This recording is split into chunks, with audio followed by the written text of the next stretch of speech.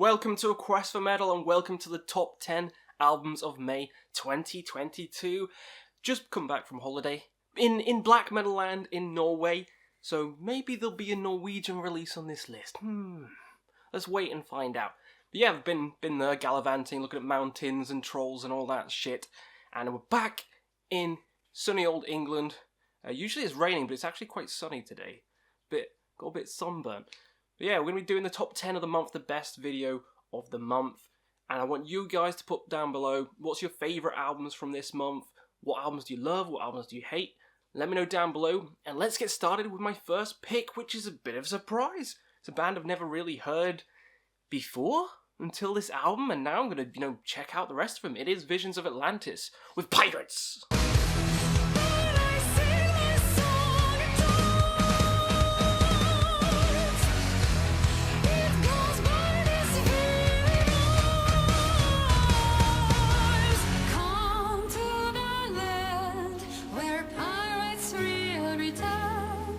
Yeah, symphonic metal band don't usually have a lot of these on the lists, but when they do, they're pretty damn good, and this is a damn good one. And of course, with an album that says Pirates, with pirates on the album cover, I'm going to enjoy it.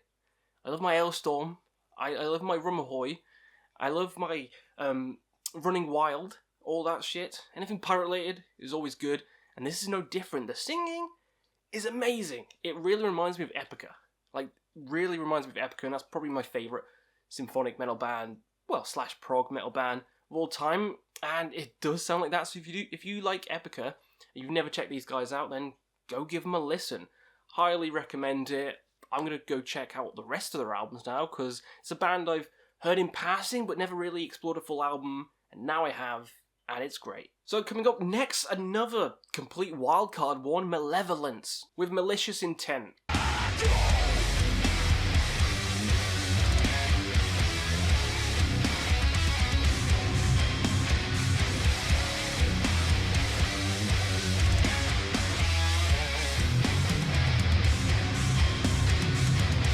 So this one is very, very strange. I wouldn't have thought this would be on my list, but, it kicks a lot of ass.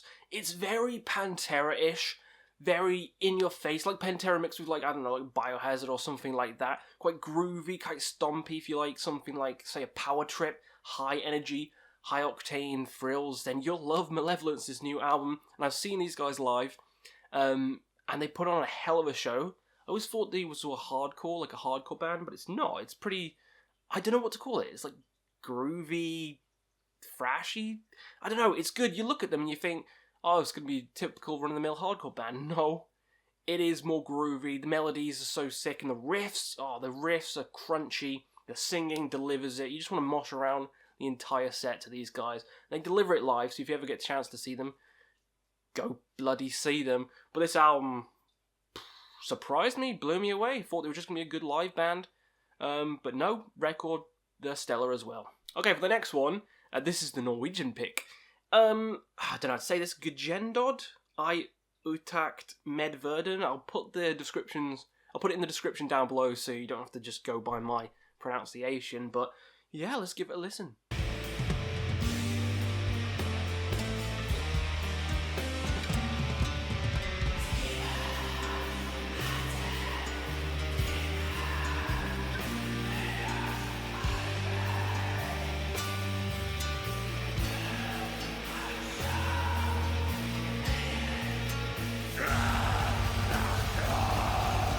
So this is in that typical questy vein of atmospheric black metal, folky, very folky, just beautiful music, in the same veins as a lot of bands that I like, Druk, Elderwind, Eldamar, any bands like that. If you like them, you'll like this one.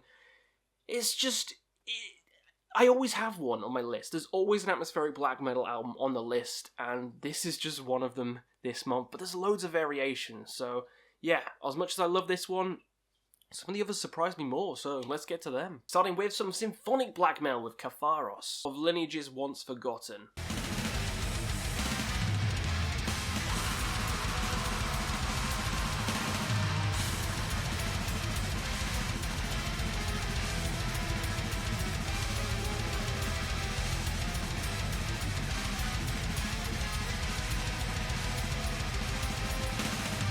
So yeah, this is more symphonic kind of style, like a more bombastic, Dimmu Borgir kind of sounding album. I guess it's more similar to, say, like an Abigor album, like the earlier symphonic metal Abigor albums, than a Dimmu Borgir.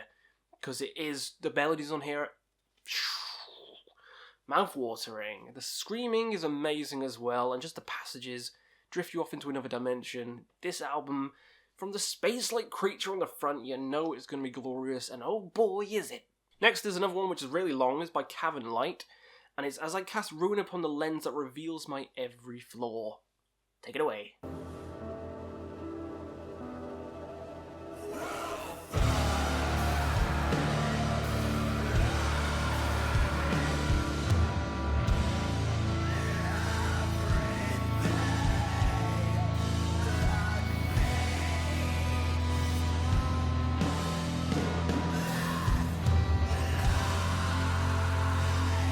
So yeah, now we've had some atmospheric folky stuff, we've had some symphonic black, we've had some thrashy groove and some symphonic, and now we got some Dune/drone sludgy kind of metal. This is depressing. This is the most depressing album probably of the year.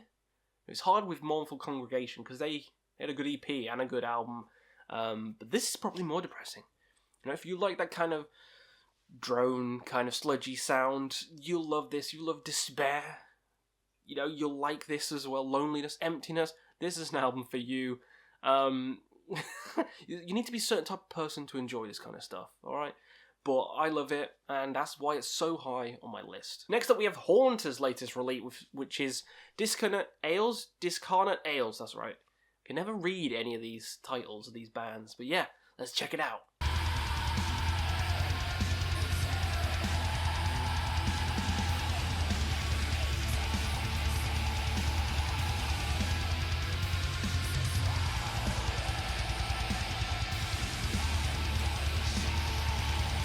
So Haunter, which is a Pokemon, again coming with a massive album, and this one, oh my god, like the track lengths are so long, it's amazing, like 14 minutes, like 10 minutes, and they pack in so much just atmospheric death metal. It's bloody great. It is kind of in the same vein as, say, like Blood Incantation, that kind of style, death metal, but a bit more atmosphere in there as well. And it's better than the latest Blood Incantation as well. Yeah, so if you're disappointed with that, check this one out. Way better, way better. Haunter delivers once again. They're pretty consistent band, and this is probably their best work. You know, I'm going to say that. It's probably the best work. And also, I love Haunter. I think it's a bit cooler than Gendød. Just a bit. But yeah, Haunter, coming here. Next up, we have the latest Lord Belial album with Rapture.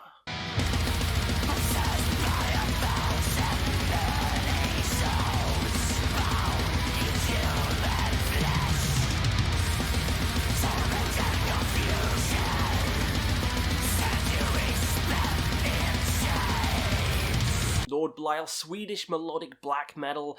Gotta have it when Lord Belial comes in. And the last couple of Lord Belial albums have been alright.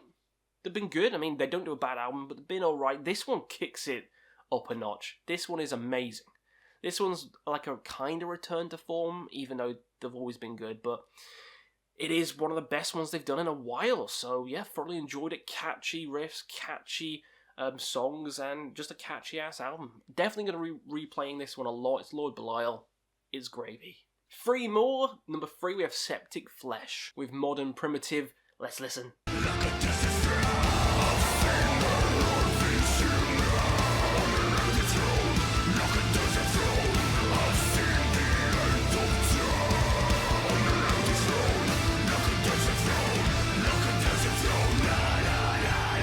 So this is such a cool album. Septicflesh are such a great live band as well. Seen them while dressed as Dumb and Dumber.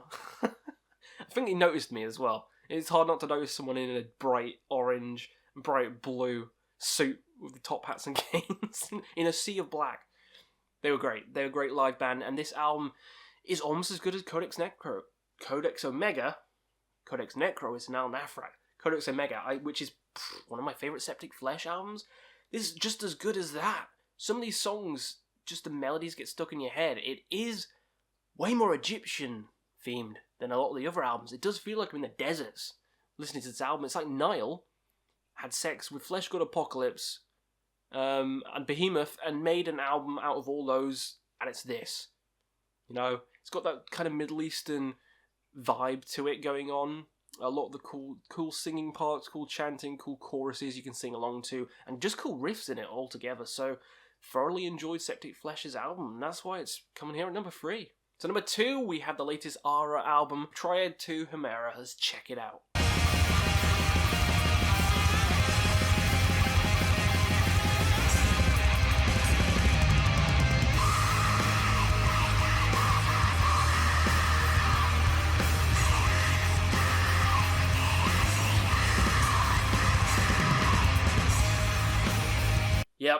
Yep, this is just phenomenal.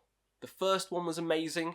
I mean, Aara's whole discography is amazing, and this is just another one to add to the collection. Probably the best one so far. Probably. The screaming in here, diabolical. Diabolical screaming. You'll know if you like it. It is atmospheric black again, but they're one of the masters. Every album just one-ups the album before it, and this one does it again.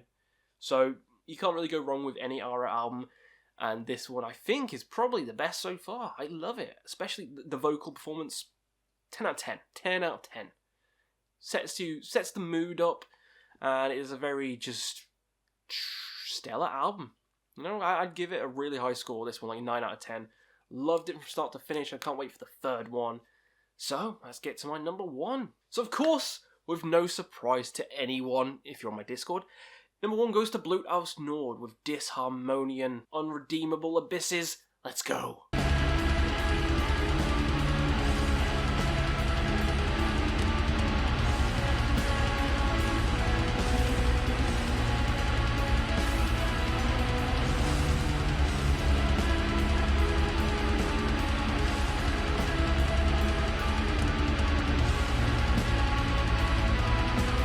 Yep.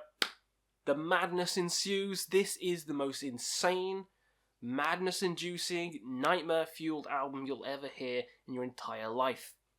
It's less of an album and more of a trip into hell. Like, if someone said, what's nightmare in music form, I'd play this to them. And I love the Lovecraftian themes in it. The artwork perfectly goes with the music. It is hellish. It's not one you can re-listen to over and over again in like the same day, but it is, the melodies will get stuck in your head. There's a lot less screaming in it. It's a lot less song-like, if you know what I mean. But it's definitely worth it. It's probably the most unique one of the month. It's even unique within the catalogue. It doesn't sound like anything else. It's like Hallucinogen went to the negative zone, and it's the complete opposite of Hallucinogen. It's just as atmospheric, but in a different way. In a hellish landscape way. And I think it's better than Decibel Omega's latest album, Long Defeat. I think it's better than that. Actually, I think it mops the floor with that, to be honest. I like that as well. But this one is probably one of the best albums of the year. And it's coming here, number 1. So that was my list, top 10 of May 2022. Do you agree? Do you disagree? What have I missed off? There's loads of albums. You know, there's Evergrey's albums. James Brie had a solo album. Decapitated has an album. But I don't think there was as good as this 10. Oh, Matt Heafy's solo album was really good as well. It didn't quite make the cut. So let me know down below, and we'll see you again on another Quest for Metal.